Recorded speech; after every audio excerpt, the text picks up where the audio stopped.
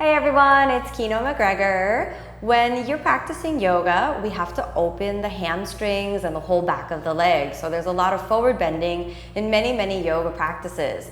However, sometimes what happens because of so much forward bending is you get a hamstring injury. Many viewers I've been watching have asked me to make a video on how to modify their practice for a hamstring injury. First of all, let me say that if you follow healthy forward bending techniques, hopefully you can avoid unnecessary hamstring injuries. But if you do happen to get a hamstring injury, then here are some tools that'll help you heal your hamstring and return to your yoga practice. First of all, the most common hamstring injury is going to be at the attachment. So that's right at the sitting bone. So you probably want to find your sitting bones, and you can do that by sitting, with your knees bent and just wiggle side to side. If you start to feel pain right at the sitting bones, which is where the bottom of the pelvis touches the floor when you're in this position, then you know you have a hamstring attachment injury. So the belly of the hamstring is here, and then it would attach all the way down at the sitting bone. This is the place where you're more likely to get that injury. So how do we protect a hamstring attachment tear or pull? Well, most of the time when we forward bend, we think about pulling the sitting bones back, but if you have a hamstring attachment injury, you're not going to pull the sitting bones back. Instead,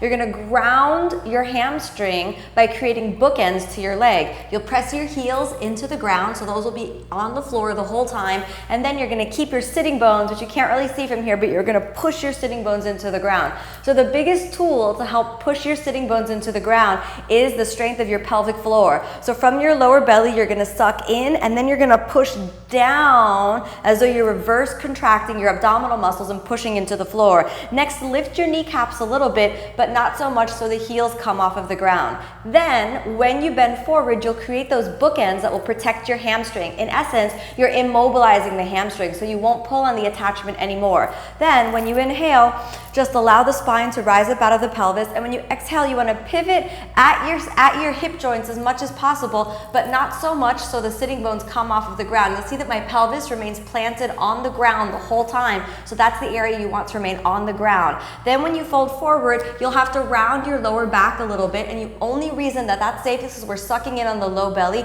creating a lot of space. Maybe you can't go any further than here. If you want the release of the forward bend while protecting your hamstring attachment, then you can let your back round and let the head touch down.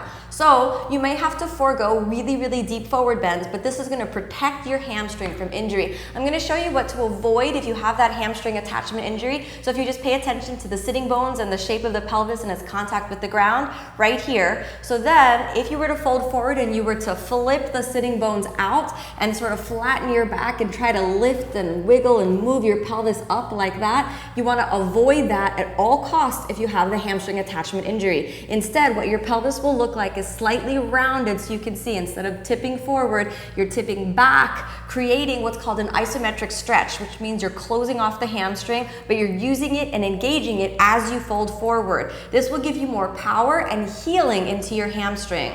Then you want to make sure that your heels do not come off of the ground. Remember, the heels stay planted on the ground. That helps activate the quadriceps, activate your inner core. Now let's say you have a hamstring attachment injury only on one side. Then if you bend forward, say in Janu Shirsasana A, this would be the affected leg. And if you've pulled your hamstring attachment on the right side, you would only need to modify the right side, and then you would apply those same techniques.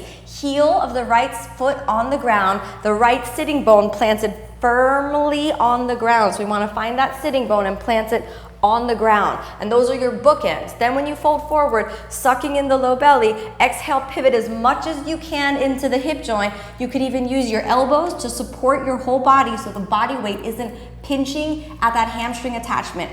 Only when you feel no pain do you return to grabbing your foot. Do not care how far forward you go, care about the strength and the stability. What will be your indication for how far to go is, let's say you come to here and you feel good, but then the moment you try to put your elbows on the ground, you feel a tear or pull in your hamstring attachment. That's a sign from your body. Immediately back off, return to this position. How long can you expect to modify your practice so the hamstring can heal? You would expect to modify your practice for about 3 months. Before that, you don't want to push the edges too much. You want it to be about 3 months to give the hamstring attachment really good time to heal. Most of the injuries of the hamstring are related to the attachment, so that's what we've looked at today. If you're suffering from one of those injuries, I hope these techniques will help you heal and return to your practice.